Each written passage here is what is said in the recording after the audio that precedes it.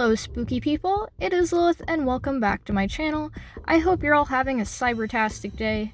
Today I will be sharing with you how I created this DIY Cybergoth inspired choker. First you'll want to have a base choker to use for this. This is something I had made a while ago and I wanted to use for this project. It's basically just got a buckle on one end and some holes on the other.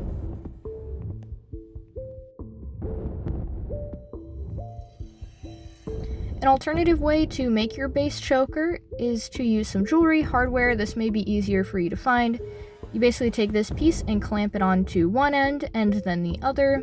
Then you'll use O-rings with a pair of pliers to attach a lobster clasp. Once I have my base choker chosen, I marked out with a pen where I want to cut some holes into the leather. These will essentially be our spikes. You can obviously use typical choker spikes, the screw-on variety. They're not super hard to find or expensive, but I wanted to take this opportunity to upcycle something that I already have, which are these little screws. So I basically make sure the hole isn't so big that the screw will slip through to the other side. Please be careful when you're doing this. I cut two small holes in the center of the choker. This will be covered later by our centerpiece, and I basically just threaded the wire through those holes.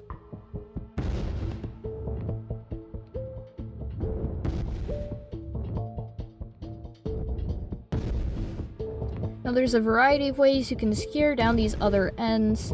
I recommend possibly gluing or sewing them down for the most sturdy way to keep them on there. That isn't what I did this time around because I wanted to keep this project super simple. I basically took a safety pin and tightened around the wire just to basically secure it in place so that it wouldn't slip out.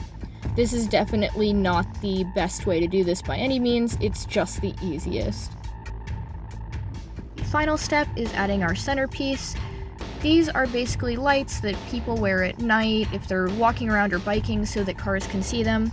I picked these up at a hardware store. There's a clip on the back of them, and I basically just clipped this to the center of the choker.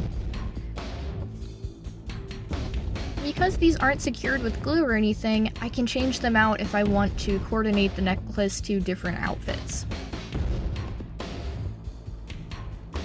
Here's the final result. I hope you guys found this video helpful. If you did, leave a like and maybe even consider checking out some of my other DIY videos. If you like my personal style, check out my Instagram page. I post lots of pictures there of me being spooky. Thank you so much for watching. I hope you have a great rest of your day. Bye-bye.